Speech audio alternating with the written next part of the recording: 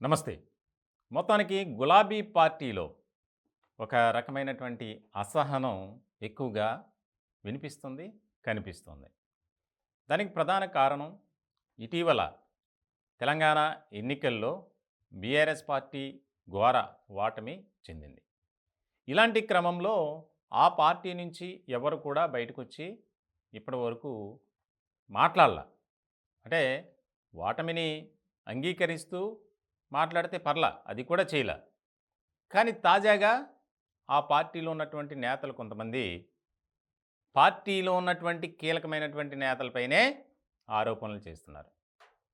తాజాగా బీఆర్ఎస్‌లో సీనియర్‌గా ఉన్నటువంటి తక్కలపల్లి రవీందర్‌రావు, ఆయన ఎమ్మెల్సీగా ఉన్నారు.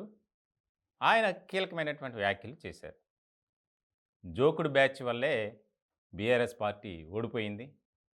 ఎందుకు పనికిరాని వాళ్ళకి మంత్రి పదవులు ఇచ్చారని చెప్పి సత్యవతి రాథోడ్ అలాగే ఎర్రబల్లి దయాకర్ రావు ఇద్దరిని ఉద్దేశించి డైరెక్ట్గానే ఆయన చిట్ చాట్లో మాట్లాడారు.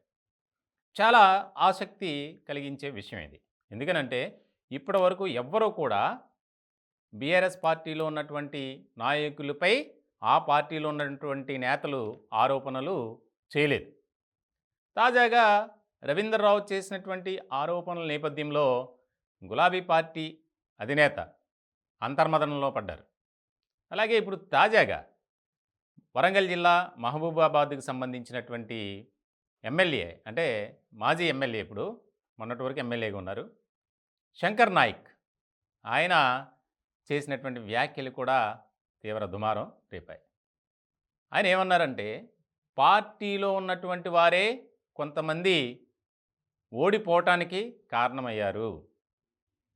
అది కేసీఆర్ తెలుసుకోలేకపోయారు అని కీలకమైనటువంటి వ్యాఖ్యలు చేశారు. అలాగే ఒక్కొక్కడి సంగతి చెప్తా, ప్రధానంగా ఆయన ఓటమి గురించి మాట్లాడుతూ కార్యకర్తలతో ఒక సమావేశాన్ని ఏర్పాటు చేశారు ఆ నియోజకవర్గంలోని గూడూరు మండలంలో.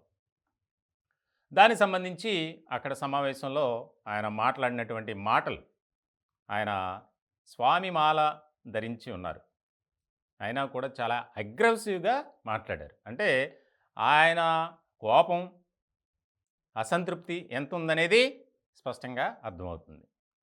నాతో ఉంటూనే, నాతో తిరుగుతూనే నన్ను ఓడిపోయేలా చేశారు, ఒక్కొక్కడి సంగతి చూస్తా అని మాట్లాడుతూ పార్టీ గురించి కూడా మాట్లాడారు. అంటే అతి విశ్వాసమే ఈ ప్రమాదం తెచ్చిపెట్టింది. కనీసం నాయకులు, అధినేతలు తెలుసుకోలేకపోయారు. అది కరెక్ట్ కాదు. ఎవరు ఏంటో తెలుసుకొని పార్టీ నాయకులు కూడా ముందుకు వెళ్ళాలి అని చెప్పి కీలకమైనటువంటి వ్యాఖ్యలు చేశారు.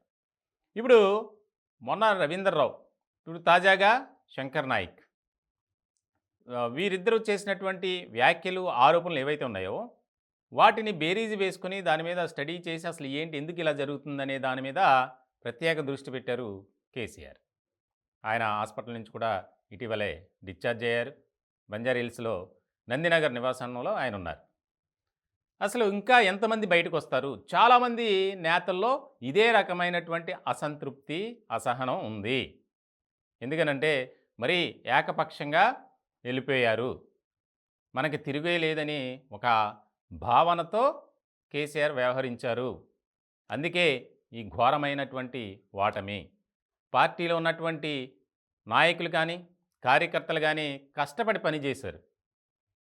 వారిని అస్సలు పట్టించుకోకపోవటం వల్లే ఈ పరిస్థితి వచ్చింది. అధిష్టానం పట్టించుకోకపోయినా క్యాడర్ మాత్రం ఎక్కడా కూడా డిస్టర్బెన్స్ అవ్వకుండా పనిచేశారు. అయినప్పటికీ ఓడిపోయాం. ఇదంతా కేవలం పార్టీలో ఉన్నటువంటి కొంతమంది నాయకుల వల్లే ఈ పరిస్థితి దాపురించింది అనేది చాలామంది బీఆర్ఎస్ నాయకులు చెప్తున్నటువంటి మాట. కొంతమంది బయటపడటానికి ఇష్టపడరు, కొంతమంది డైరెక్ట్గా మాట్లాడటానికి వారు సాహసం చేసినా కొన్ని పరిస్థితులు వెనక్కి లాగుతాయి.